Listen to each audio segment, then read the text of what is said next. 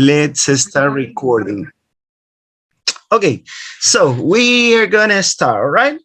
Let's see. The last week, we were talking about this aspect of listening. No? Remember, in this module related to listening. In the last module, we talked about the reading skill. Now we're going to talk about the listening skill. No, and I want to start sharing with you a quote, no, said by David Noonan. He was a famous linguist, 1998. No, so most people think that being able to write and speak in a second language means that they know the language. However, if they do not have the efficient listening skills, it is not possible to communicate effectively. So what do you think about this quote? This famous phrase. What's your opinion about it? No, I'm going to read it again. Most people think that being able to write and speak in a second language means that they know the language. However, if they do not have the efficient listening skills, it is not possible to communicate effectively. What do you think about this quote? What's your opinion? Do you agree with this or not? Tell me, please, your opinion. What do you think about it? Here is emphasizing in two skills, no? Most of the time when we talked about learning or acquiring a second language, we mostly talked about the productive skills, no? If you don't produce, such as in an oral way or in a written way, no, you speak and write, no, here says you're able to write and speak in a second language, it means that you know the language. But notice the other side. If you don't have the efficient listening skills, it's not possible to communicate effectively. Is it really true? What's your opinion? What do you think about it? What do you say about it? Anybody who can tell me your opinion about this quote? I think we need these listening skills too, because there are a lot of people that they study English, they are able to write, they are able to speak, but when they are in the real context, when they are, for example, in the US or in the UK, they cannot communicate effectively because in this case, the listening skill is not efficient. All right. Okay, Vanessa. All right. Any other? Yeah, tell me. No more opinions? I said this because some people told me they when they were in the US or in the UK, they said, yeah, I studied English, but it doesn't serve in that context because I couldn't communicate effectively with other people, with native people. They said that maybe is because of this. Not all the skills are efficient. Yeah, all right. Not all. She didn't practice the other skills enough. All right. Okay. That's good. Janela, do you want to say something? Yes, teacher. I would like to share with classes my experience. Mm-hmm. So I started, working in tourism few years ago. At the beginning, of course, it was very difficult for me. The listening skill, the listening was very hard. Right. So I thought that I speak English. Okay, so I, as a second language, mm-hmm. Well, I speak English, but I couldn't have a good communication with my clients, with my tourists, because I was doing as a tour guide. Mm-hmm. So it takes me approx 3 months So very continuously working and working and working, and I couldn't improve that skill, listening skill.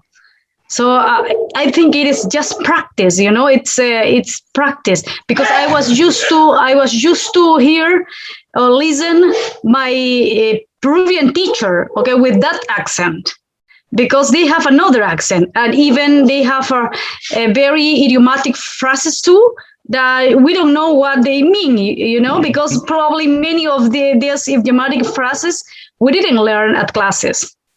So it was little by little, and it was hard for me. But fortunately, I couldn't improve it. So that's it. Thank you. I like to share with you. Thank you. Thanks to you. Thanks to you, Yanela. You're completely right. Yeah, similar to Vanessa, no? Sometimes when we learn a language, remember, when we study a language, we learn the formal language, no? But when we speak a language, and you know it because we're native speakers, no? What we, for example, learn at a school, how to make sentences in Spanish, but when we speak, we completely change, you know? Most of these sentences that you write are changed when you speak. The same happens with the English language, right? And as you told me, Vanessa and Juliana, yes. So here you have these differences, no? The formal language and the informal language. And also what Yanela said, no? She was used to hearing the teacher, the English teacher, with a Peruvian accent. And then she passed listening to native speakers. So it was completely difficult, right? This was completely different, sorry, and quite difficult to understand, no? For example, the last session, we saw some strategies of techniques that native speakers usually do when they speak, no? They omit sounds, they change sounds, they assimilate sounds, they join, they link sounds to words, and so, no? Oh, Leslie? Yes, they speak okay. very fluent. Yeah, They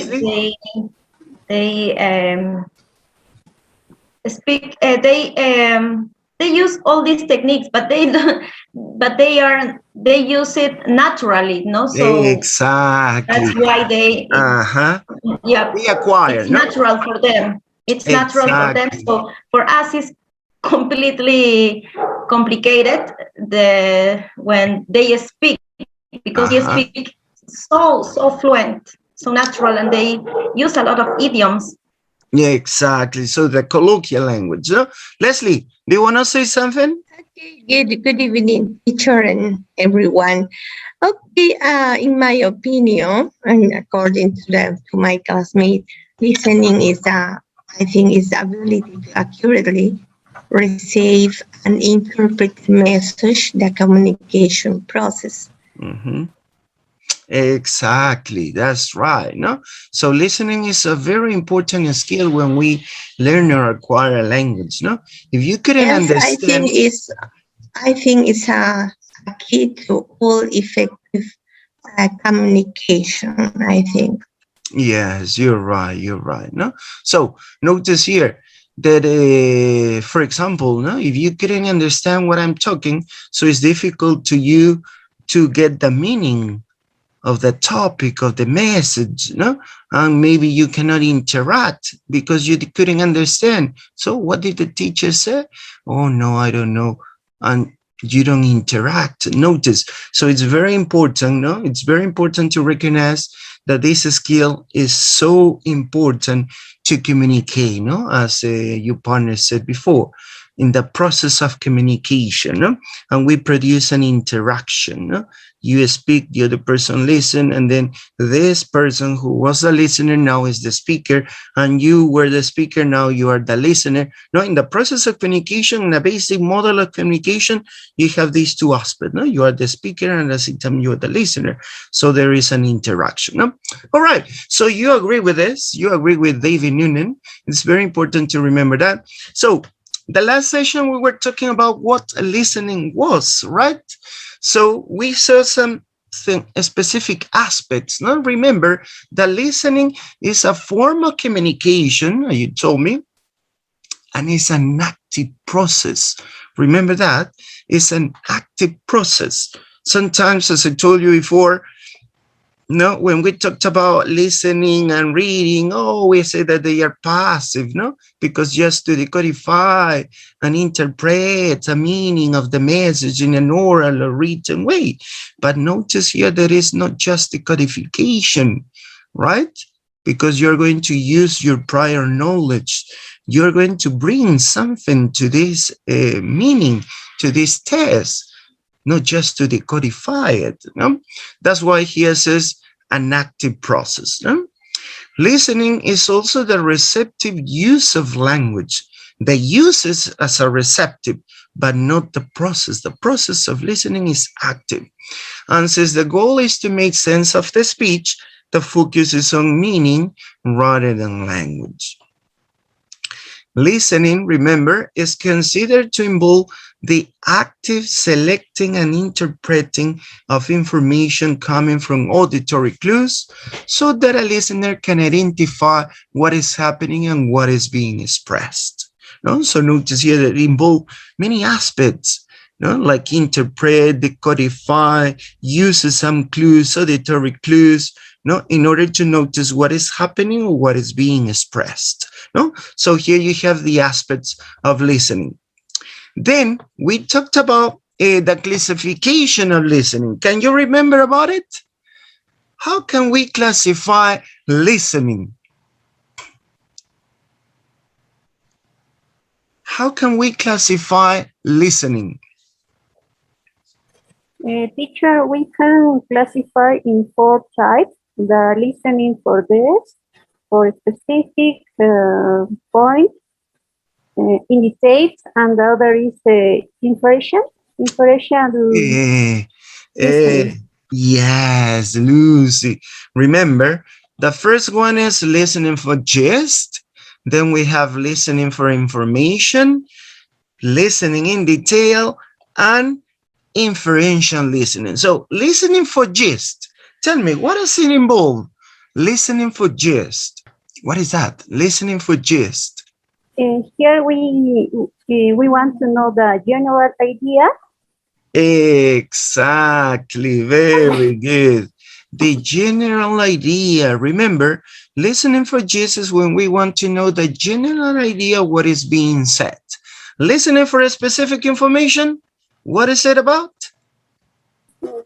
We look for the specific information or specific point. Exactly, not to understand some specific parts, not specific points inside this message. Only that, just a specific part, specific points, specific information. And what about the other one? Listening in detail. What about this? When you need to see everything with all detail, right? Exactly, you're right. No? So here we use this kind in order to find errors or determine differences between one passage and another. No? So you have to get the whole information. You cannot avoid some parts. No, you need to understand, as Yanela says, everything in detail. No? Everything in detail. This is the opposite of specific. No? In a specific, you just find the specific information, or the other one that is the general idea. So you don't need to understand everything. But when you talked about listening in detail, you must understand everything. All right? And why? Because here we commonly use this in order to find errors or determine differences between one passage and another, or one information to another information, right? And what about the other one? The inferential listening. Teacher, here we can make deductions and conclusions, okay? Exactly. We are going to infer, no? We're going to deduce, yes. We are going to guess, no? We wish to know how the speaker feels, no? What the speaker says. So this is the inferential listening. Huh? So, Leslie, tell me. Yes. is the technique of the inferring meaning and from prior knowledge about the situation. Yes, excellent. This point, Leslie. How we are going to diffuse Teacher, here? Yeah, Abraham. teacher, the same way, according to my experience, listening goes from easier to harder. It's according to our knowledge, according. No? Yes, you're right. From easier one to a harder one. From literal And, to inferential. and Yes. for example, we can listen about scientific information, some topics, biology or something like that. Mm-hmm. Sometimes can be a little challenging, no? Exactly. Yes. Then remember that we saw this aspect that Abraham mentioned here, no? Remember when we talked about the difficulties of listening, we mentioned if you all know something about the topic, if you're familiar with the topic and so on, no? And it makes you understand better or not what the other person is saying, no, or speaking. All right. So notice here this classification of micro skills. No, in some books call this micro skill because the main skill or the general skill is listening, but listening is dividing in micro skill or sub skills. No, these are the famous sub skills. Listening for gist, listening for specific information, listening in detail, and inferential listening. No, so here you have this. Now, then remember we are making a feedback. We're doing a feedback, all right, what we saw the last session in order to remember. So here, when we talked about difficulties, because, for example, some of you told me, yeah, teacher, listening was quite difficult. No, we need to practice more. We have to listen to native speakers to get accustomed to the accent, to the fluency. So notice, these are some characteristics that listening has and makes this skill quite difficult, complicated to understand. It's not similar to reading, no? Reading, no, because you have the test, you can read it in your own speed, or maybe with some time given by the teacher, but it's not like listening. Listening, you listen a lot of words at the same time, no? So we have some characteristics here. One of them was related to the message, no, the delivery, the listener, and the environment. When we talked about the message, remember that we have this. Words or phrases spoken out can be confusing, no? Because maybe you couldn't recognize specifically the sounds, no? So they can be confusing. Then we have the slips of the ear or simple mishearing, no? When you listen to one word, but it was another. All right, this is the slips of the ear or mishearing something. All right, yeah, Janela? No, okay. All right, so notice here the message. Then we have the linguistic and non-linguistic aspect of the message. Linguistic is related to the words you know, how many words you have in this test and this oral test. No, this is the linguistic. And non-linguistic is the accent. Notice the accent, if you're familiar with the topic or not. So notice it makes listening complicated because of the type of message. Then we have the delivery. In that delivery, we talked about two special kinds of deliveries, reciprocal listening and non-reciprocal listening. How much can you remember about these two? What's the difference between these two kind of deliveries? Reciprocal listening and non-reciprocal listening. Can you remember?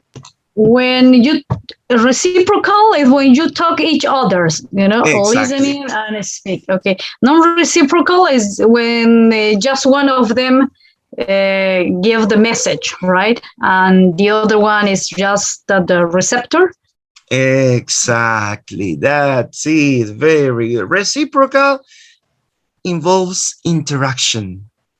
You listen and then you answer, the other person listen and then the other person answers, no? So there is an interaction. But in non-reciprocal, you just listen. You don't have the opportunity to give your opinion or to control this input. No, you cannot control it. No, for example, if you're watching maybe a soccer match, or you are listening maybe to an interview, no? So you don't have the opportunity to answer this, no? You don't have the opportunity to control it. All right. So this is the non-reciprocal. So this is related to the delivery.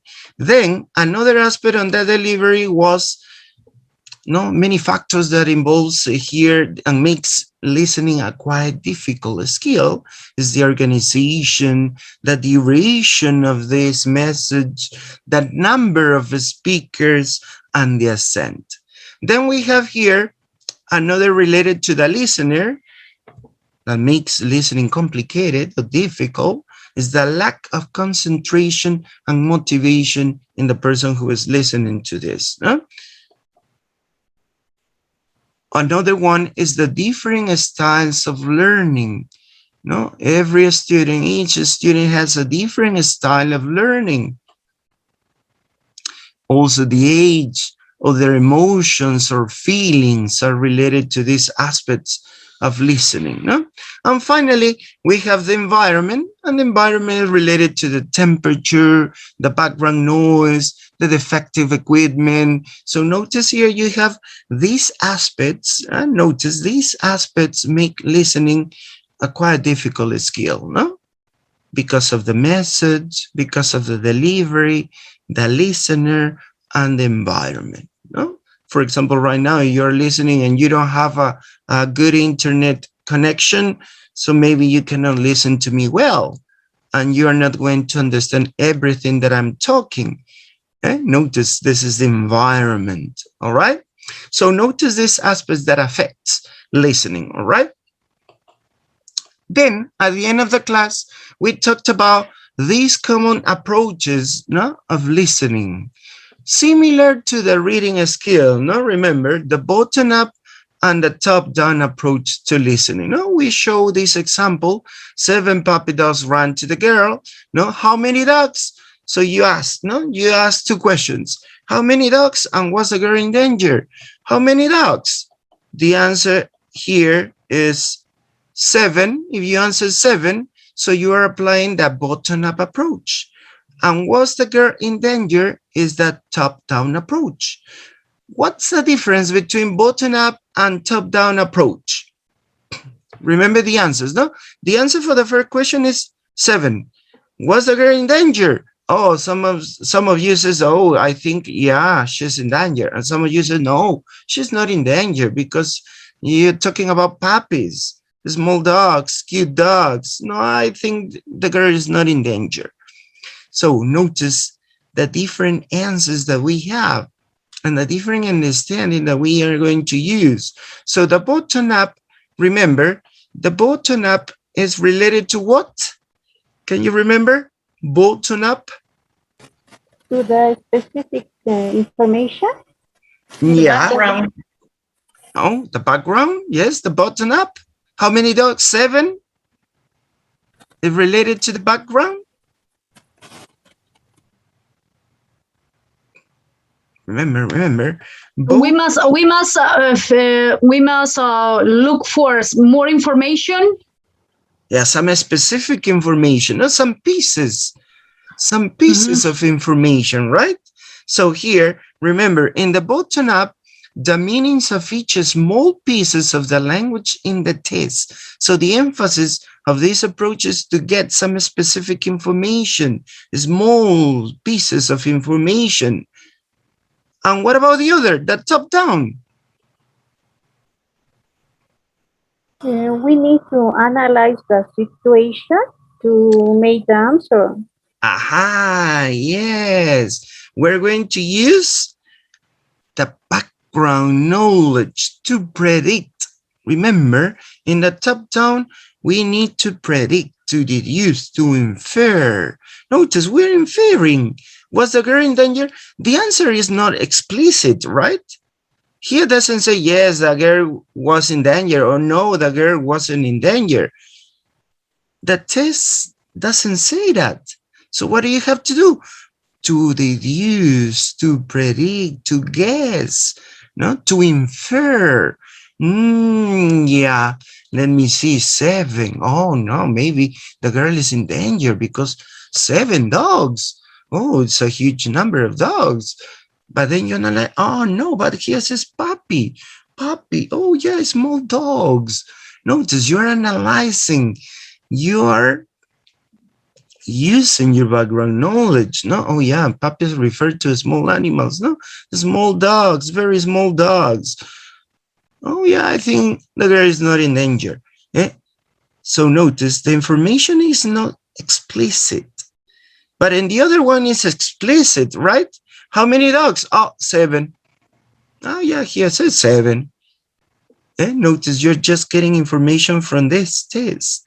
But on the other side, in the top down, no, you have to infer, no, you have to use your background knowledge, the background knowledge. Remember, when we talked about the background knowledge and prior knowledge, it's not just the knowledge that you have in your life, no, the knowledge of the world.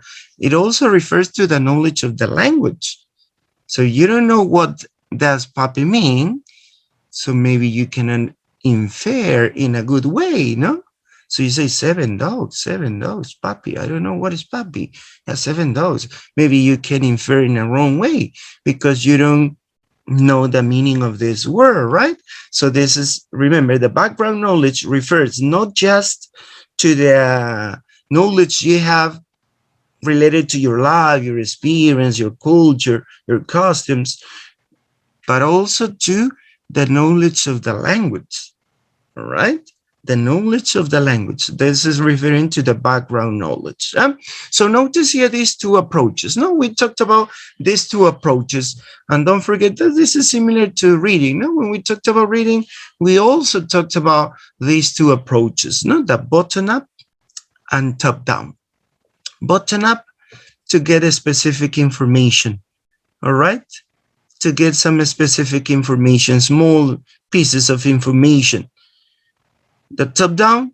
No. The idea. The idea, the message. All right? You need to infer, you need to deduce, you need to guess, using your prior knowledge, using your background knowledge, or schemata. No? Remember this word. The background knowledge, your prior knowledge is called the schemata. And the schemata. Don't forget about it. Okay, now, let's continue. The importance of listening. No, here we are going to talk about, for example, this famous researcher Ross, 1994, explains the importance of listening in language classroom as follows. Notice the importance of listening in a language classroom. The first aspect why listening is considered important in a classroom is because it provides input for the learner. The input. Remember, it's very important. When we learn or acquire a language, the input is so important. All right? It's crucial. If you didn't receive any input, you are not going to acquire or learn a language effectively. Without understanding input at a right level, any learning simply cannot begin. All right? So it's very important here because it's a source of input of the language. Listening is a source of input of the language. But notice here, the input must be in the right level.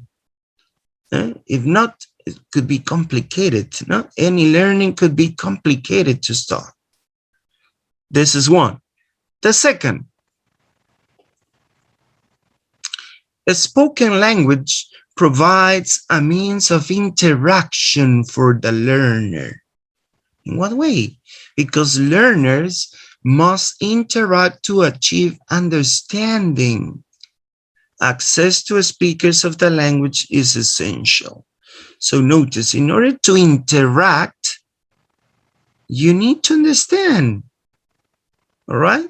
You need to understand. If a person is talking to you and you don't understand what he or she is saying, so you're not going to say anything, right? You keep silent, no?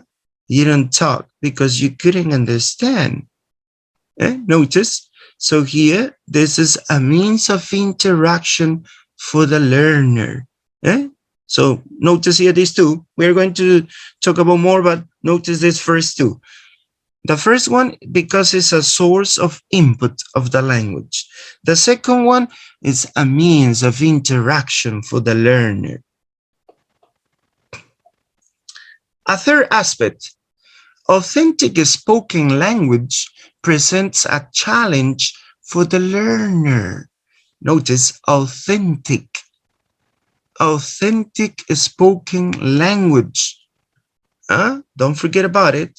Authentic spoken language presents a challenge. Challenge. You know what challenge means, right? It's something hard, but you could get it. No, something difficult to do. No, this is a challenge for the learner to understand language as native speakers actually use it. And you told me that, right? You told me that. No, you told me that when we listen to native speakers, so they speak fluently or fast, and they use some techniques or strategies to make the speech fluently.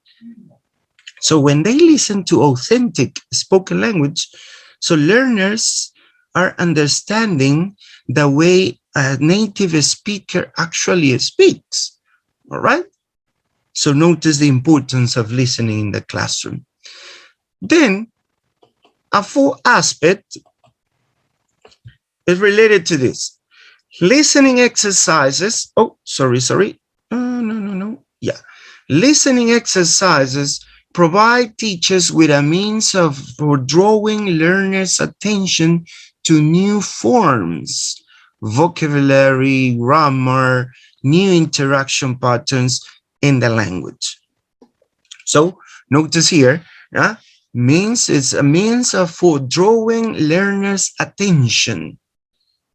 So when you give to your students a listening, so you are giving them the opportunity to find new vocabulary, new grammar structures, new phrases, or chunks to interact. That's why here says new interaction patterns. So because it's a source of input. No, remember, listening is a source of input. So you're giving them the opportunity to find, to learn, to listen, to acquire new vocabulary, new grammar structures, new interaction patterns. So notice how important is listening in the language classroom. All right? Remember, there are four. It's a source of input. Second, a means of interaction. Third is a challenge to students, and they are exposed to this real use of speaking by native speakers, right? And finally, you can give the students opportunity to acquire, to find new vocabulary, new grammar structures, new interaction patterns. So don't forget about the importance of listening in the language classroom. It's so important. So don't let your students have this opportunity, to listen to native speakers. This is very important. Then we're going to talk about that kind of material that you could use in listening to practice the listening skills. So don't forget about it. Now, but when we are in a class, when we teach English to our students, sometimes we don't give a listening skill the importance it has, all right? Look at this diagram and tell me you agree or not with this diagram. Here we are comparing the language teaching process and the natural order of language learning. Do you agree with that? For example, if we analyze the language teaching process, what happened? So here you have this. First, you start from writing, then reading, then speaking and listening. So at the end, the listening. But in the natural order of language learning, so you start with listening, then speaking, then reading, and finally writing. Look at you. Look at us. When we were little kids, what was the first skill that we acquired? Listening. Because we start listening to our parents, right? Yeah, tell me, Abraham. You were listening first. Listening. Uh-huh. Yeah, so notice, when we were babies, So what was the first skill that we acquired? Listening. We start to listening to our parents, no? Listen and listen, no? 2 months, 3 months, 4 months, 6 months, 8 months. We start just listening, no? We start to bubble, no? Maybe, but you don't speak, right? You just listen and react, no?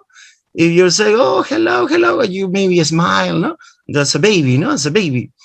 So the first skill that you acquire is listening.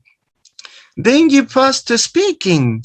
You start saying your first words, right? Oh, yeah, daddy, daddy, mommy, mommy, you know, sometimes we fight, no? What's the first word that your baby says? Daddy or mommy? No, he said mommy. No, he said daddy. No, notice the baby starts talking, speaking. So first listening, then speaking, then reading. They start maybe watching some newspapers or papers, no? And they start reading. And then they start writing, no? At the school, no? You start writing at the school. When they enter the school, they teach our children to write, no? The grapheme, the letters, no? And make a relationship with the sounds and so on. But notice, in the natural order of language learning, first is listening, then speaking, then writing, and finally reading and writing. But in the language teaching process, we made it the other way. So first we start writing, maybe we make our students to write sentences. No, we are worried about it. No, my students need to write sentences in present simple or present continuous. So they need to write about the routines, no? Then we pass to some reading aspects. Then we make them produce some oral speech. And finally, we pass to the listening skill. Notice here what happens, no? What happens in these two kind of process when we learn a language naturally. So we start with the listening skill. For example, sometimes when I talk to my students, no, because I teach at a university too, they tell me, teacher, I can understand. Oh, Mary, be careful with your microphone, please. Mary, do you want to say something, Mary? No. Oh, your microphone, please. Okay, thank you. No, for example, when I asked they asked me, no, teacher, I cannot speak. I want to speak, but I cannot. I can understand when I listen something or when I read specifically something, when I want to produce, I cannot. What can I do? So I told them, try to acquire the language, not to learn it. Try to acquire it. So what does it mean, teacher? Acquire? What does it mean? Yeah, remember, when you were baby, what did you do with the language? You just receive. First, you receive the input. Oh, the input. You need to have a great deal of input. If you like song in English, you like songs, listening to songs, listening listen to these songs in English. You want to watch a series, so you can watch it, no, and hear it with English audio, with the English subtitles. So the input, it's very important. Like you were acquiring your first language or your native language. No, this is the way that we acquire a language. Not just analyzing grammar rules or analyzing how do we pronounce a sound. No, this is an analytical way. So we saw this because we are going to be teachers, or we are teachers. So we need to know these aspects of the language. No, but when you're learning and your students are learning, so I told to my students this piece of advice. No, try to acquire. And in order to acquire, you need to have a lot of input. This is very important. But teacher, I don't understand everything. They speak too fast. It doesn't matter. It doesn't matter. Your ear and your brain is unconsciously, because the acquiring, when we talk about acquiring, is a process of learning a language, but unconsciously. Learning by itself is consciously. This is what we are doing, no? When we go to university or another institute, we are learning the language because you are doing it consciously. But try to do it unconsciously. How do you do that? With the input. And you start with the listening. Listen to songs, TV shows, programs, no, and read newspapers, articles, no. And I told them to get benefits of the digital, no. Nowadays we have this technological aspect that is very important, no? Because you have a lot of web pages that you can find, no, songs or videos. Oh, maybe you can find readings. No, for example, the last class I showed you a lot of pages, no, a lot of pages where you can find a lot of materials that your readers or your students can use it, and also you, all right, to increase the knowledge of the language, no, the management of the language. So it's very important, the input, and try to start with the listening and speaking first, no? And then you pass it. Sometimes it's complicated because you have to follow a curriculum and some national curriculum, no? And you have to follow some steps, or maybe the book you are using, no? It's a kind of difficult, but try to do it, no? Try to give this as a natural order, not as a teaching process, no? Because we follow some steps, some stages when we teach something, no? All right, so notice here, what is the situation of the listening skill? Now, the components of listening. Listening is composed of 6 distinct components. Can you guess what they are? Do you have any idea about the components of listening? No ideas about the components of listening. Six components of listening. Teacher can be receiving, Yeah. understanding, evaluating, and responding. Yeah, you are here, you're close. Yes. You're right. When you talked about receiving, it means that you are hearing, right? In order to receive, you hear. Yes, you attend, so you pay attention. Then you interpret, you evaluate, you remember what you hear, what you listen, and then you respond to create interaction, no? To create interaction. So notice the components of listening. Remember, hearing, attending, interpreting, evaluating, remembering, and responding. So we have these components of listening. Now, I'm going to give you a short task, a small task that you have to connect. You have to connect. Each word has a definition. So you have to match. All right? You have to match What is the definition of hearing, attending, interpreting, evaluating, remembering, and responding? Yeah, so I'm gonna give you 3 minutes to analyze it. Yeah, then I'm gonna ask you. Ya, les voy a dar unos minutitos, 3 minutitos para que vayan viendo con cuál enlazar. Y de ahí comienzo a llamar. Yeah, I'm gonna ask you. All right, 3 minutes, and then you have to tell me the answers. Yeah, match. You have to match the word with the meaning, the definition. Okay, are you ready to tell me your answers? I guess yes. All right, Vanessa, that's good, that's good. Yeah, let's start with number 1. You can give your answers using your microphone, or you can give your answers using the chat. No, you write the letters, no? A, B, C, D, E, or F. So you can let me just a letter, not to make it easier, Let's start with the first one, hearing. What is hearing? The psychological process of receiving sound and or other stimuli. Aha. All right. F. F. One F. One F. F. All right. Everybody says F. Okay, Abraham. Okay, Leslie, Diana, Cindy in the chat. Very good. So F.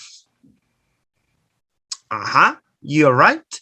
No, it's the process, physiological process. No, here you use your ears. No, physiological process of receiving sound or stimuli. Very good. What about number 2? I read psychological, but yeah, no, it's physiological. Yeah, my eyes. Yeah, this is another. Physiological.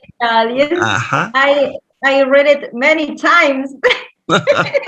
All right. It usually happens. Don't worry. Diana says B. Attending, B. Everybody agrees with Diana? Yeah. 2B. B.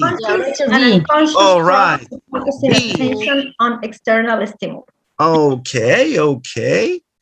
Yes, the conscious and unconscious process of focusing attention, no? You pay attention on external stimuli. Very good. Number 3, interpreting.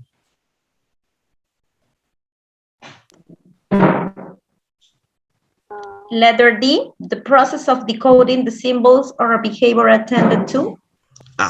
Letter D. Vanessa says D. Janela D. Leslie D. Yeah. All right. Mary D. Okay. Here in the chat. Very good. So letter D.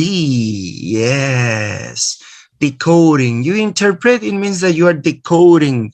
All right. You are decoding the symbols and sounds of behavior attended to. Excellent. Number 4, evaluating. Letter E. E. All right. Janela says E. Vanessa E. 4E. Natalie E. Mary E. Leslie E. All right. Okay. E says Lucy. Leslie. Very good. Evaluating is the process of deciding the value of the information to the receiver. Let's continue with number 5. Remembering. A. Yeah, letter A. A. I guess that's letter C, the process of placing the appropriate information into short-term or long-term storage. C. All right, remembering. C. Janela says C. C. I was right on here that letter C. 5 is letter C. Okay. Yes. The process of placing the appropriate information into short-term or long-term storage. No, you keep it on your brain, no? And you keep it in a short time or for a long time, right? So this is remember. So you have a short short-term memory or long-term Memoria, en Spanish, memory? memoria a corto plazo y memoria a largo plazo. ¿Y qué? Exactly. That's it. Very good. Very good. Excellent. And finally, and the most difficult, the most difficult is number 6. A. Hey, yeah, that's right. Not so hard. No, it was a challenge to analyze it. All right, yes. Letter A, responding. You give feedback, not the process of giving feedback to the source and or the receivers. So notice the different components that we have in listening skill. You hear, you attend, you get focused attention on something that is said, you interpret, you decodify, then you judge, evaluate, similar to say to judge, you value something and the information is valuable or not. Then you remember, you keep it, you keep it, maybe for a short time, maybe for a long time, and finally you interact, you respond. All right, that's why here listening is an active process. It's not a passive process. It's an active, it's a receptive skill, but it's not passive, it's active because you're going to interact. All right, you're going to interact.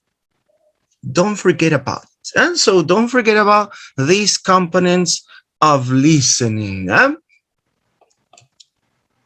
Now, as I told you before, sometimes when we make our students to listen something, most of the time we use a kind of material, no? So we are going to talk about this aspect that is very important. What kind of material are we going to give to our students? What kind of input are we going to give to our students? So we have these two general terms, that is the authentic material or pedagogic material. So let's see. When we talked about the authentic material, refers to the use and teaching of tests, photographs, video selections, realia, and other teaching resources that were not especially prepared for pedagogical purposes. Notice, this material could be a test, a photograph, a video, or realia, no? Do you know what's realia? Do you know what realia means? Yes? Realia? Have you heard this term before? Realia? Real material? Yeah, real objects, no? Real objects. For example, if you're talking about, yes. For example, you're talking real fruits.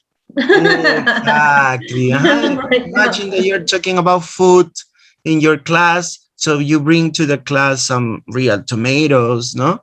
Or real potatoes, real vegetables. So we call this realia. Yeah? So it could be also taste, photographs, video. But this material, notice, this source of material, the resources are not prepared. They were not prepared for teaching. Maybe they were prepared for another purpose, not to give information. When you use, for example, articles on newspapers, no? So they are not prepared, or they were not prepared for teaching, right? But you are using it. You are using it. So we call this authentic material, all right? This is authentic material. And what about the pedagogic? Refers to textbooks and other specially developed instructional resources that have been prepared to include examples of specific grammatical items, discourse features. So notice the difference between the other one. Here, these material were especially prepared for teaching. That's why they include, that's why they include some examples of specific grammatical items or discourse features.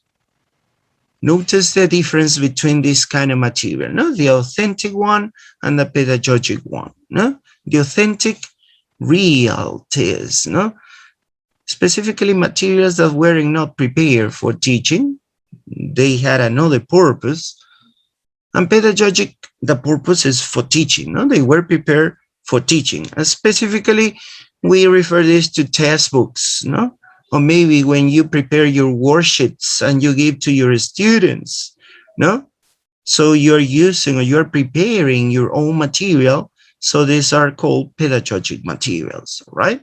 So the purpose of this material is for teaching.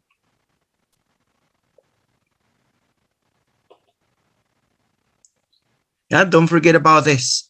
Don't forget about these kind of materials that we usually, we use both, right? We use both materials, no? Sometimes we use a real tests or real videos, and maybe we can adapt them, no? We can adapt these materials in order to our students can understand, no?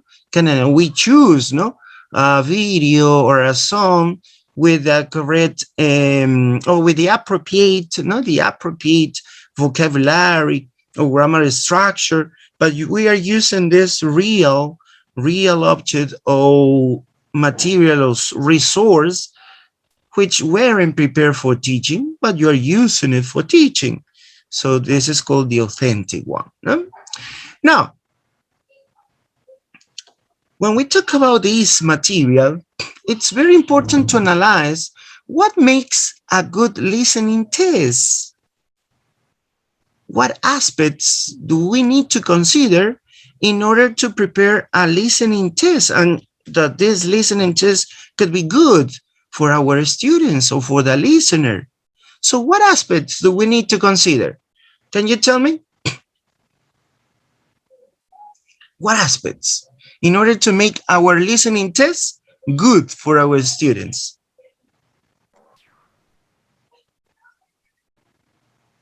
If the test is interesting for the student. Yeah. All right. That's good. And I think that topic is it needs to be according to the context. Exactly. All right. Yes. Anybody else?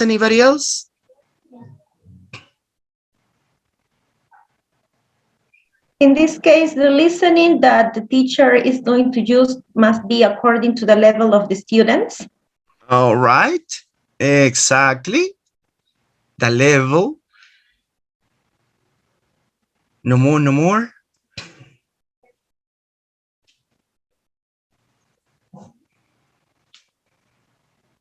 more ideas. What makes a listening test good? Ruth. Very good, Ruth, in the chat. Appropriate for the year or the grade, no, that we are students or the listeners are. Okay. All right. Yes, you're right. You're completely right. Yeah, Abraham. How much training you have for listening section? Oh, sorry. Knowledge. Sorry. Knowledge you know.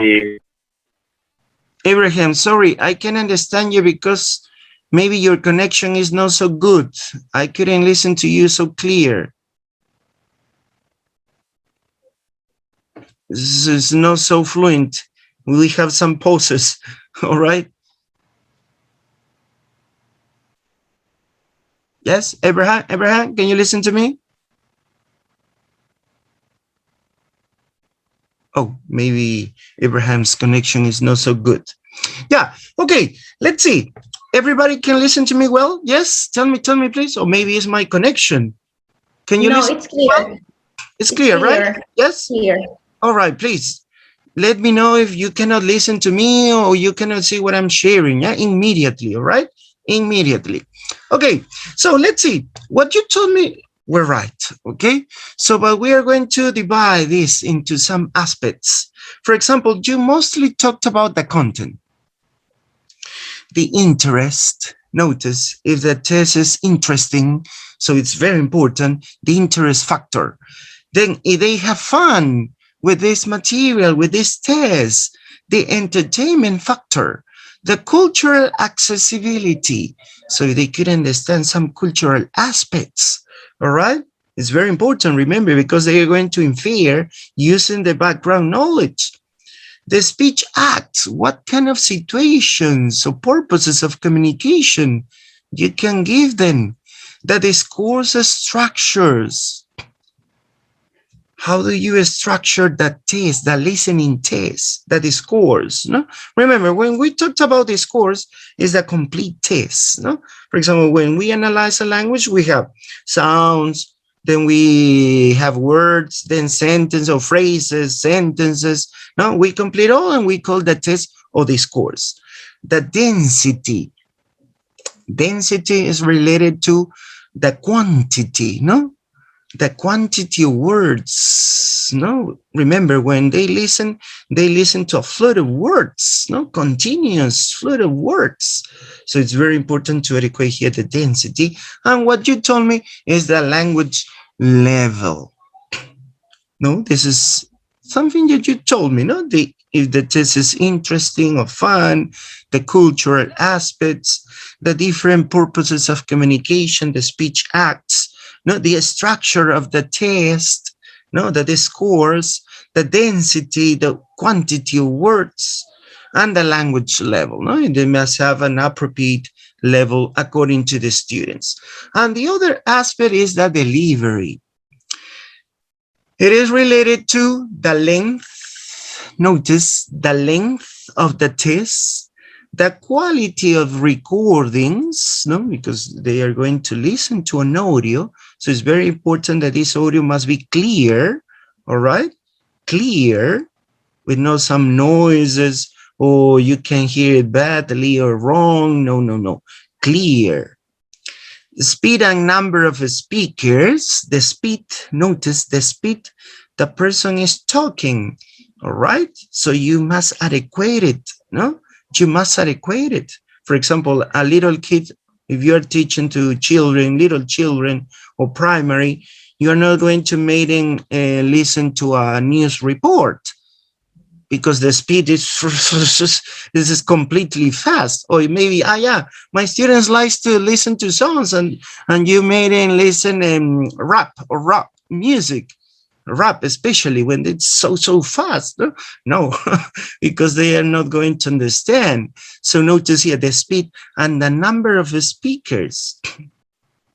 Maybe you made your students listen to an interview and it involves two people, no? Or maybe a monologue, one person, but not to 3 people, 4 people, 5 people, so they can get confused, no? Oh, who said that? No, I can't remember. Who said that? No, oh, no, it's so complicated. So you need to adequate that, no? And the other one is the accent. No, it's very important to make your students be prepared to listen to native speakers, no? But that's why sorry. Yeah, you need to adequate the length, the quality, the speed, and the number of speakers. Don't forget to do that. So notice here the different aspects that makes a good listening test. For example, we are going to analyze each one. Let's start talking about the content. Will this be interesting for my students? Excuse me, teacher. Yeah. Oh, Laura. All right. Could you explain the another picture? This one? Yes. Yes, delivery length. The length is the duration. How long? Yeah, remember how long? If it is a short or long listening or long audio, no, so you need to adequate it, no, according to the level of your students. No? For kindergarten or primary, it must be a very short, no, a very short listening test. But maybe for secondary of university, that test could be longer, right? So this is the length. Yeah, but don't worry, Laura, because we're going to talk about each one, each of these aspects. This is a general view. Now we're going to pass to the specific points. The content. Remember, when we talked about the content, and you told me if the test is interesting for my students. So, will this be interesting for my students? So this is related to the interest factor, no? Here, this is one of the most important factor. So the teacher gives lists of topics. Notice here you have some ideas how you can make your listening test interesting. So you can give to your students lists of topics and they can choose and take into teacher's consideration. Oh, my dear students, yeah. In the next class, we are going to have a listening test. What kind of listening would you like to have? Ah, okay, teacher, maybe a song or maybe an interview in a restaurant. No, so they can choose. They can say, they can give their opinions about what kind of listening test they would like to hear. Another is pre-listening. Notice here. Remember when we talked about the stages of a skill lesson, we have pre, while, and pause, right? So in the listening, we have the same, pre, while, and pause. So pre-listening task will raise interest in the topic to every student. This is very important. In the pre-listening stage, you have to give them some activities, some tasks that motivate them to listen to the audio. They are expected to listen to the audio. So this is very important, to create. If they don't have the opportunity to choose maybe an audio they will need to hear, so the pre-listening stage is so important to create this interest, all right?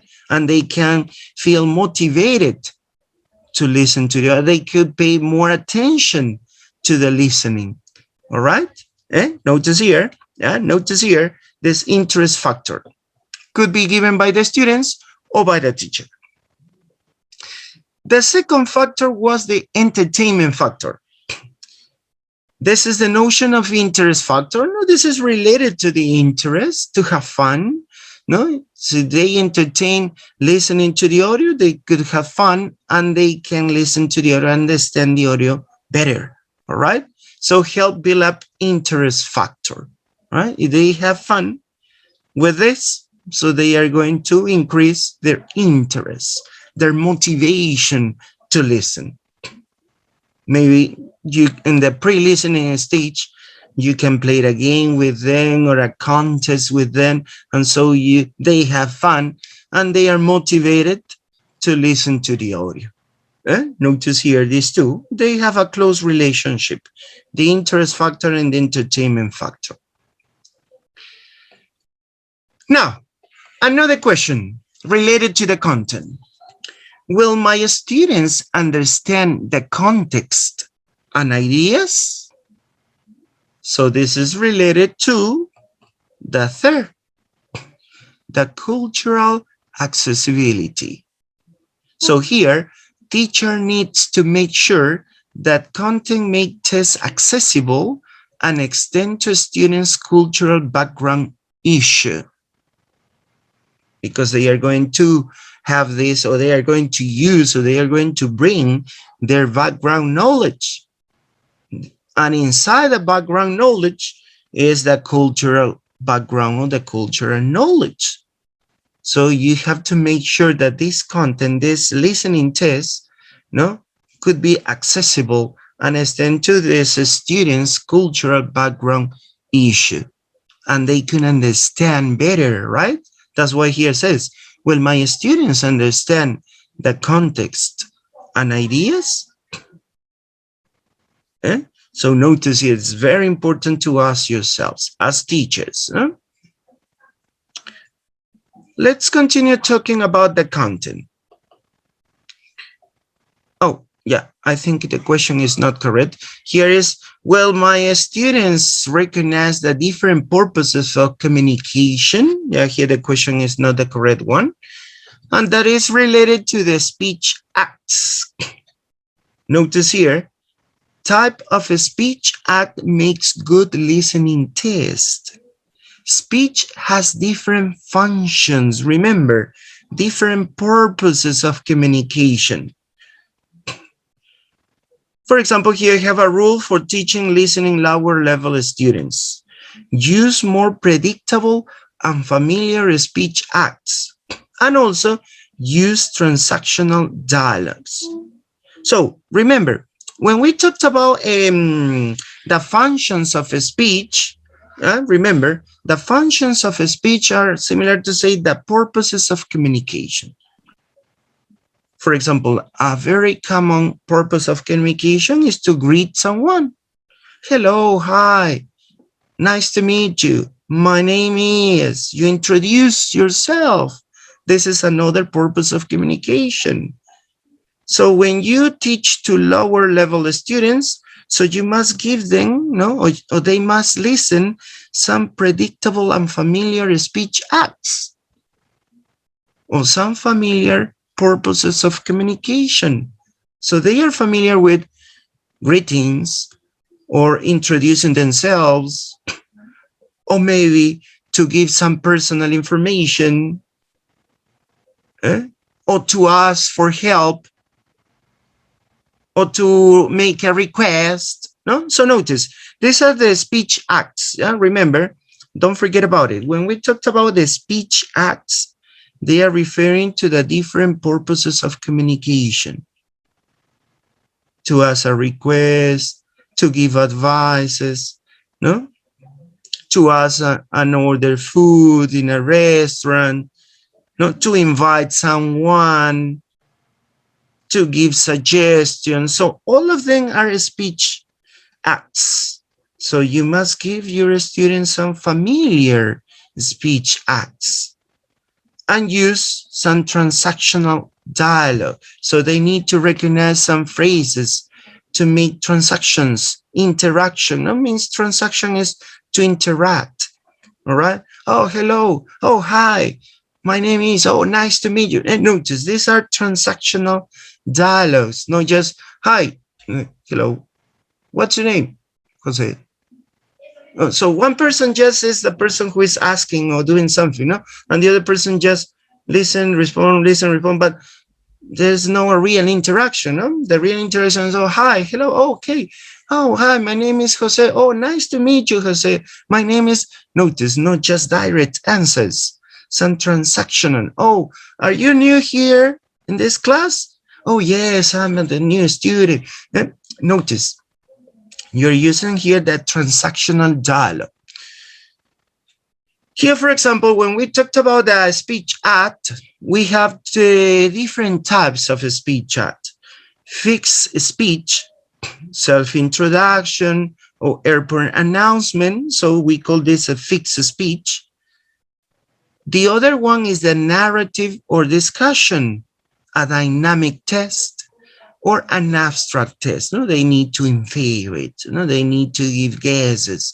So notice here, when we talked about the speech acts, remember, speech acts are the different purposes of communication. The different purposes of communication. And we must give our students some familiar speech acts that they could recognize and understand better, when they listen to something. Okay, so notice here, this is the 4 aspects related to the content. Then we have another one. Does it discuss abstract concepts or is it based on everyday transactions? This is related to the last part of the other one, right? Abstract concepts or is it based on everyday transactions? So this is related to the discourse structures. So what is the definition of the discourse structure? They refer to the organization of a piece of text. Notice here, the organization of a piece of text. This is the discourse structure. Here we have a common pattern or a common structure. We have first a phenomenon, cause and effect, or situation, problem, response, evaluation, or problem solution.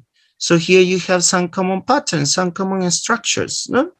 Phenomenon is related to the situation itself. No? This is called a phenomenon. The other is to express cause and effect. No? Something causes something and it has an effect. The other one is situation, problem, a response, and then you evaluate. This is another structure of a discourse, of that test. No? Remember, The discourse is the test. So how you organize the test. And the other one could be problem solution. Okay, the problem and the solution. For example, you make your students listen to a conversation, how to give advices, no? A dialogue. A person is going to give an advice related to a problem, no? And the person is going to give a possible solution. But the purpose of communication is to give advices. But what is the structure of the test? The structure of the test is that first you present a problem. Oh, no, for example, no, maybe you can hear this common dialogue, no? Oh, Laura, can you help me with my homework, my math homework? So this is a problem, eh? And then you, oh, yeah, okay, don't worry, we can do it together. Let's go to my home after school. Or let's go. Notice you use now the phrases, eh? Let's go, or how about going, no? So notice, but the listening test is related to this structure. You have a problem and a solution. Notice here, you have different structures, different patterns of discourse or tests. Remember, a general term referring to discourse is the test. How you organize the test. Does the information come thick and fast, or are there moments in which the listener can relax? Notice here, is there some moments that they could relax, or the whole information is presented? So this is related to the density. What it means? The amount of information in the test. The less redundancy present, the more demanding listening is. For example, here you have the news headlines. No? So they could listen to a sort of a news, all right? So the amount, notice, the amount of information in the test, this is the density. The less redundancy present, the more demanding listening is. All right? So notice here the quantity, in simple terms, is the quantity. How long is the tense? And the quantity of words or structures or patterns, no? Or vocabulary inside this test. If they have a lot of new vocabulary inside the listening, they are not going to understand anything, right? But they have just a few words which are new, so they could understand easily the test. So this is related to the density.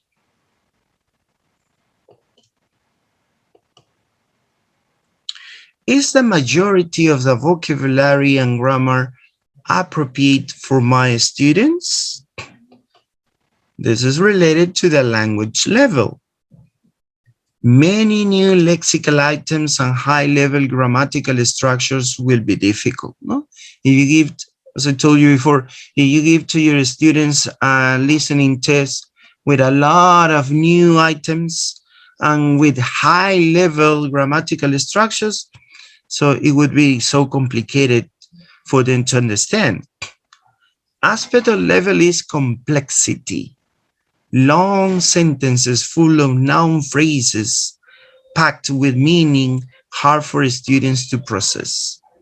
So the sentences, the length of the sentences, full of noun phrases. So they have a lot of meanings. That's why it's going to be hard for your students to process. And the degree of formality. This is referring to the register, no? How formal or informal is the listening test? Informal situations, maybe you could have other kind of expressions than in informal context. So it's very important to educate, no, the degree of formality.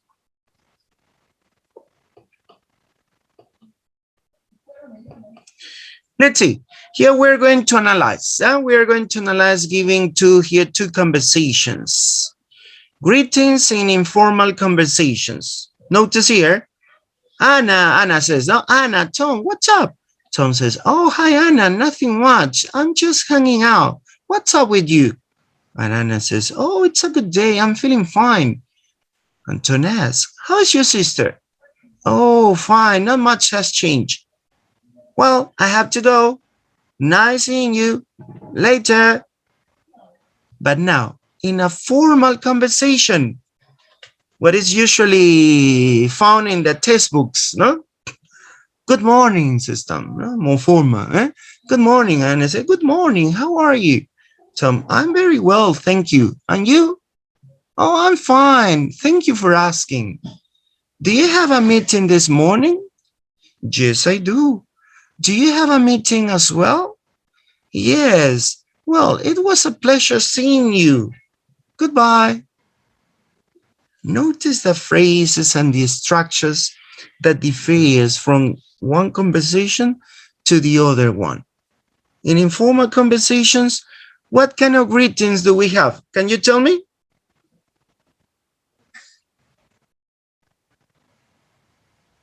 What kind of greetings do we have in the informal speech or conversation?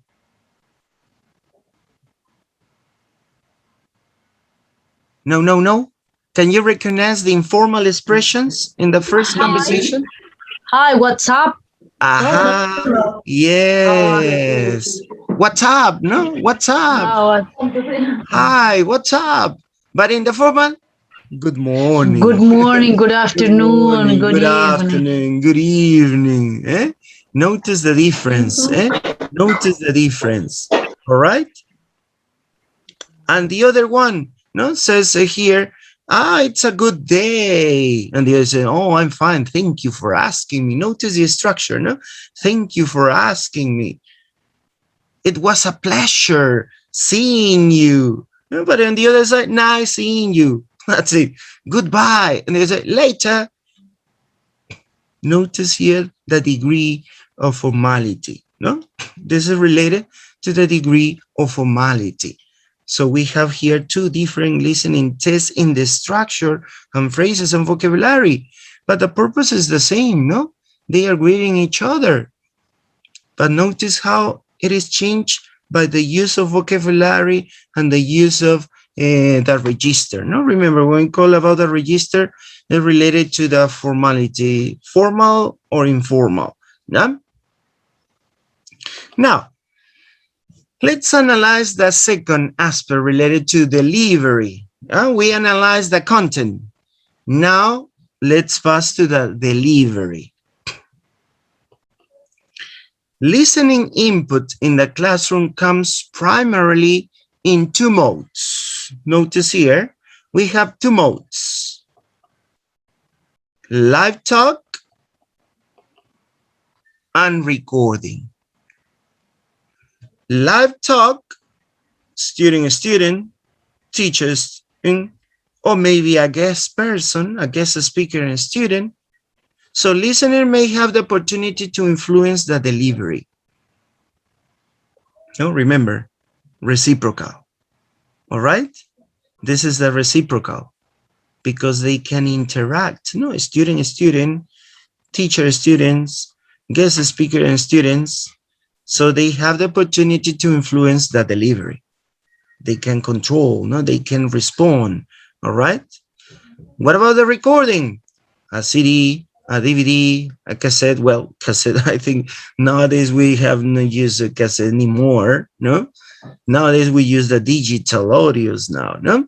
Generally speaking, none of this allows the listener to influence the delivery.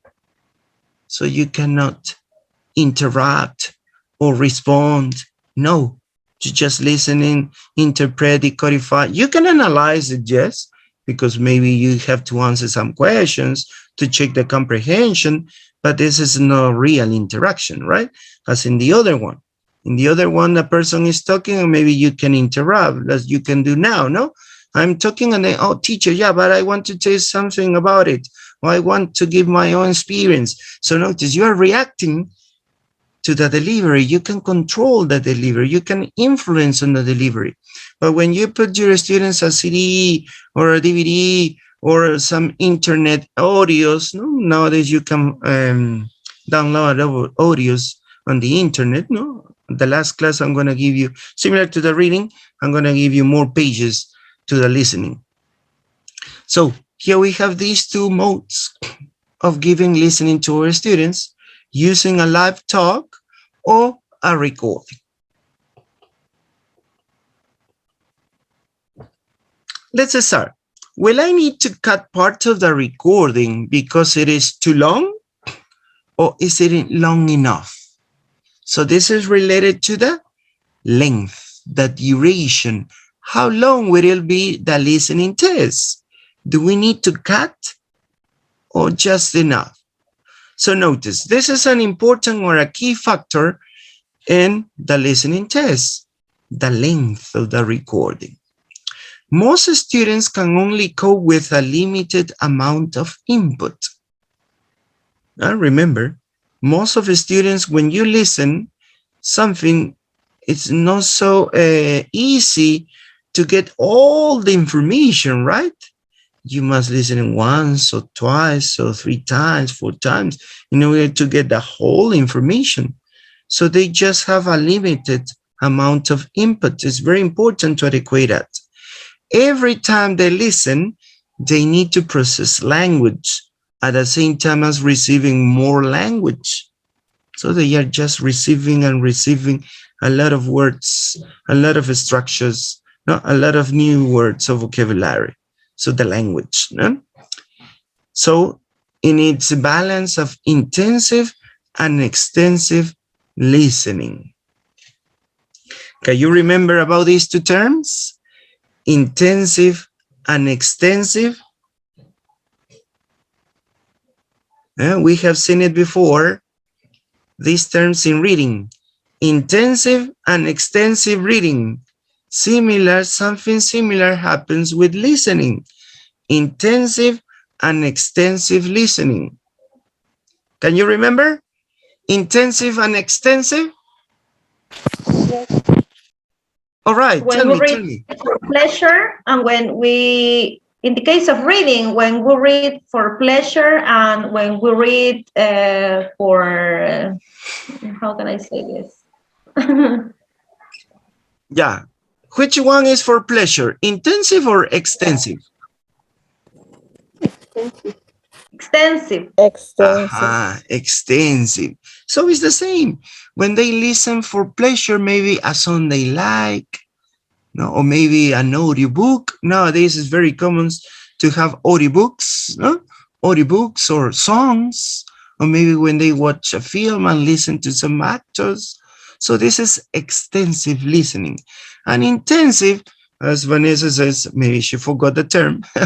Yeah, intensive is to analyze the For language. academic purpose. Exactly, that's it. No?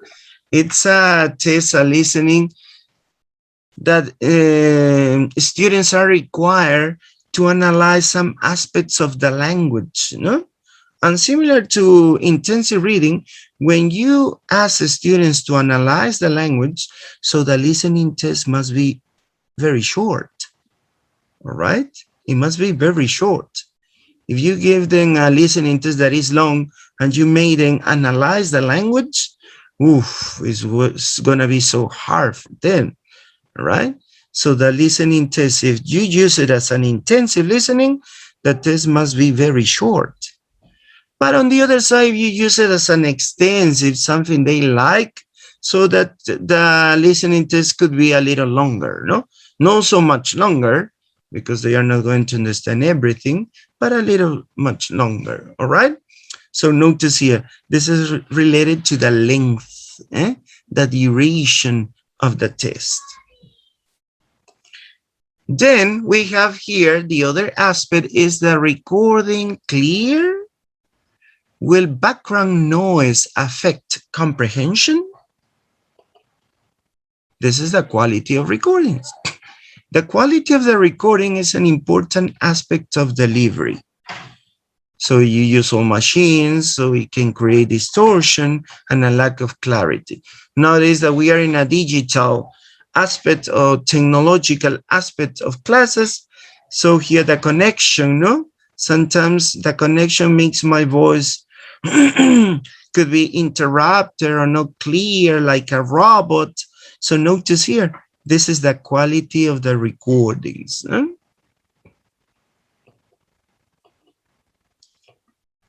Another one is, are there many voices potentially causing confusion?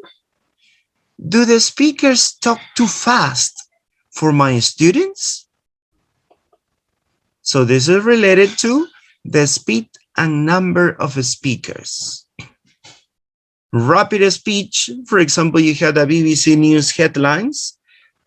It's going to be more difficult for the students than the speed rates of says. The more speakers there are, the more potential there is for confusion. So when you present a listening test to your students, try not to be with 4 or 5 people speaking. No, 2, maximum 3, no? 2, 1, 2, 3, the maximum. 4, 5, no. It's gonna be so confusing for them. Yeah? So this is related to the number of speakers and also the speed, no? The rate of speed. You want them to listen a news report, for example, it's not gonna be good for primary or kindergarten or maybe for the first grades of secondary. Maybe it could be good for 5th grade, no, 4th grade, maybe, no? It depends, no? It depends. The other aspect is the accent. Is the accent familiar to them? Is it comprehensible? Try to give them, if you use authentic material, try to give them maybe the kind of accent they are learning, no? If they are learning American English, so try to give them audios with the American accent. Because if you give them British accent, maybe they could get confused, no? But if you have the opportunity to give them both accents, most of the times, yeah, maybe they can adequate it. But if you use mostly American, then you have a British, oh, they are going to be confused, no? So if you use American, so the listening must be with the American accent. If you teach with a British, so the listening must be with a British accent, no? So it's very important that. So countries here says, no, countries with more contact with the US, no? So as you know here, the most international is the American accent, no? Tend to learn a variety of American English, no? Most English in the world is spoken between non-native speakers, and teachers generally don't need to sound like native speakers in order to provide good models for the students to listen to. So here is saying that is not so essential. Notice it's essential, but not so essential that teachers sounds like native speakers. No, that's why you have the opportunity to give them or to listen to native speakers in the audios. No, so they can listen to the native speaker in the audios. But it doesn't mean that your accent must be not so close to the native. No, you try. This is very important. No, your goal as a teacher is try to have or try to obtain a very close native accent. This is very important, no? But it's not so essential if you couldn't have this native accent so perfectly. But as I told you, it doesn't mean that you are going to speak in different way, no? As you want. No, no, no, no, no. It's very important for teachers because we're going to be models to have a good pronunciation, a good accent. This is very important. So don't forget about it. But remember that you have the opportunity to give this accent, this native accent, using these authentic materials, no? Using authentic listening tests.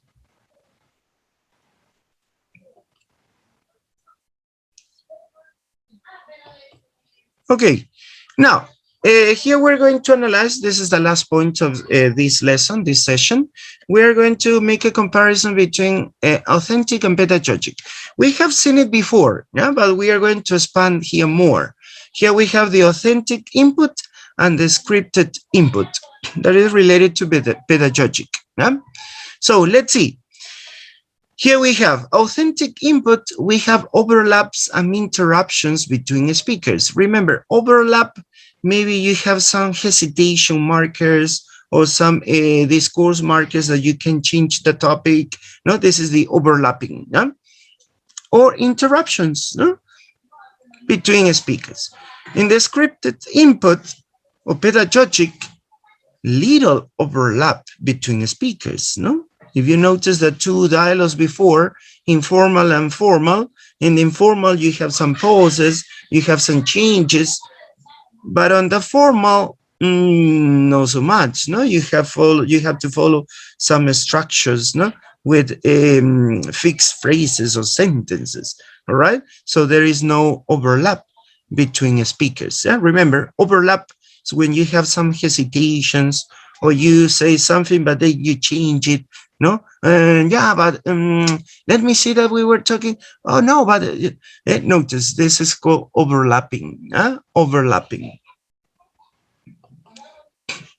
The other one is in authentic input, we have a normal rate of speech delivery, but in a scripted input, we could have a slower delivery, no? In order to adequate to the level of our students. Relatively unstructured language, this is an authentic input.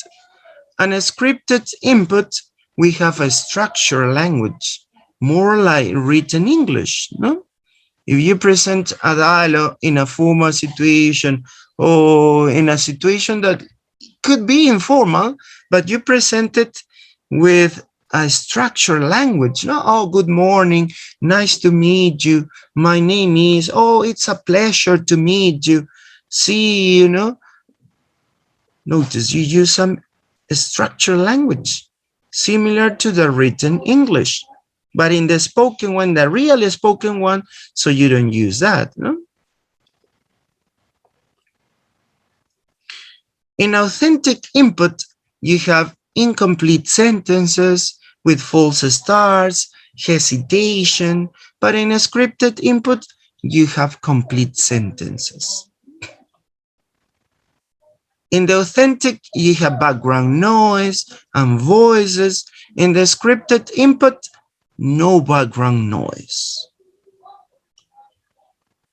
Authentic input, we have natural stops and starts. In a scripted input, we have artificial stops and starts.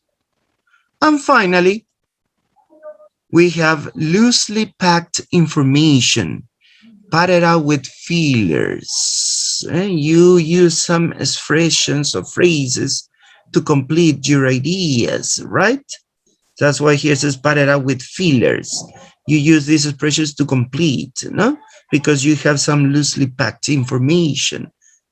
But on the scripted input, you have densely packed information. Let's see here some examples.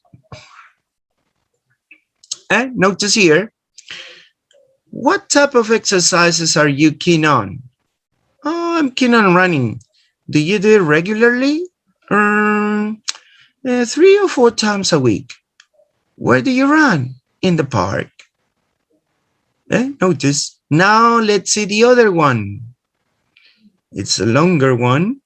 And you say, are you in fairly good shape? Do you still keep fit? I think so, yeah. In my opinion, yeah. Well, what do you do exactly to stay fit? Keep a routine like going, doing something every day. It doesn't matter what it's, but what I do more is going to the gym, lifting weights, and notice here, this is the natural speech, right? The second one, a longer one, is the natural speech with some hesitations, overlappings. The information is not complete. You try to use some phrases to complete. Notice the difference. And on the first one, it's a simple one, but with fixed structures, complete sentences. You use some expressions, not like notice this one, 3 or 4 times a week. So this is a false starting, no? It's artificial, notice, artificial startings. But on the other side, you have pauses, hesitations, overlappings. You change topics, for example. Now keep a routine like going, and then you change it. Going, no, doing something every day. Or maybe, oh, you want to say something, no? Oh, the other said, no, but you do something. One of these every day, 1 or 2 of these every day. Is it, no, I do it every day. Notice the different kinds of listening tests that you could have to your students. One that is scripted. Yeah, the first one is scripted. The second one is authentic. So which of these would you use in class? No, this is a good question. Which of these we could use in class? So next session, we're going to analyze what advantages and disadvantages do we have for each kind of listening test. Which is better, teacher? Yeah, that's it. Yeah, I understand. But which is better to use, the scripted or the authentic? Sometimes, oh yeah, the scripted or the authentic. Generally, we use the scripted, right? Because it's easier to understand. You have some fixed vocabulary or phrases or structures, and you can check the understanding of your students with this, or the level of management of the language. So we mostly use the scripted one, not the authentic, right? It's rare, no? It's rare to use these authentic materials. So next session, we are going to analyze what are the advantages and disadvantages of using these two kind of tests, listening tests, no? The authentic or the scripted. All right? Okay? Well, so we are getting to the end of this session, ¿no? Estamos llegando ya al final de esta sesión. Acuérdense, en esta sesión hemos estado analizando, aparte del repaso que hicimos, ¿no? Hemos estado analizando qué características o no, cuál es la importancia, vimos, ¿no? Cuál es la importancia de esta habilidad, ¿no? Receptiva, que es el listening o la comprensión auditiva, la comprensión oral, ¿no? Es muy importante, ¿no? Porque es una fuente, como vimos ahí dentro de la importancia, es una fuente de la entrada del idioma, acuérdense, input. Luego que me va a crear interacción, ¿no? Vamos a poder desarrollar en nuestros alumnos esta habilidad de interacción, no solamente escuchar, ¿no? Que a veces generalmente, ya, listening es para que ellos escuchen y me respondan ciertas preguntas y ya está, ¿no? De ahí viene lo que es recíproco y no recíproco, ¿no? Más que todo, a veces trabajamos lo no recíproco, donde ellos escuchan un audio, responden a ciertas preguntas y listo, ¿no? Y utilizamos lo que es el bottom-up y no el top-down, ¿no? Tienen que inferir, deducir. Entonces hemos estado viendo eso, ¿no? Y analizando. Y estamos terminando con estas características de qué hace que un texto oral sea bueno, ¿no? Por el contenido, por su repartición, ¿no? Por lo cómo lo voy a enviar. Eso es muy importante recordar, ¿no? Y qué tipo de texto voy a utilizar.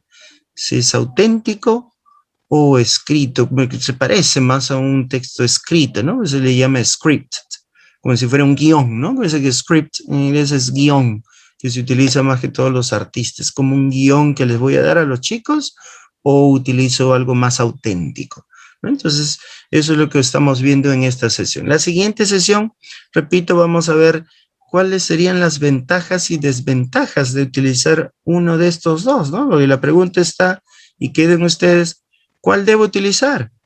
¿El scripted o el authentic? ¿Cuál creen ustedes? Ya vayan viendo y me van a dar sus opiniones la próxima clase. ¿Ok? Muy bien, entonces nos estamos quedando aquí. No se olviden, por favor, de llamar a la persona encargada para los que todavía no tienen la plataforma para que podamos estar teniendo el material. Acuérdense que ahí tienen material, tanto el manual, y tienen también lo que son los videos grabados de las clases, también están ahí. Así que no olvidar, por favor, contactarse y desarrollar los pequeños test o quizzes que dejo al final de cada módulo, ¿ya? Entonces, por favor, ya tienen el número. Entonces, voy a ampliar ahí para que puedan los que todavía no han podido entrar a la plataforma, para que puedan dar esos quizzes, ¿ya? Así que no se preocupen, ahí voy a ampliar una semanita más para que ustedes lo puedan realizar, ¿ok? Profesor, Ok. buenas noches. Buenas noches, dígame. Yo he llamado por teléfono a ese número el día martes Ya, y hablé con la persona y no me facilitó absolutamente nada. Y eso que yo he insistido 2 veces, es por eso que yo conversé con usted por medio de WhatsApp. ujú. Ya, entonces Entonces, a mí me preocupa que yo no tengo una respuesta. ahí debe, a ver, nos han dado un número, el número que han puesto hoy día, ¿ese es el número que usted ha llamado? Sí, Porque hoy día nos han dado un número, la persona encargada. Entonces, a ver, sí, vuelva a por llamar, supuesto si que no, sí.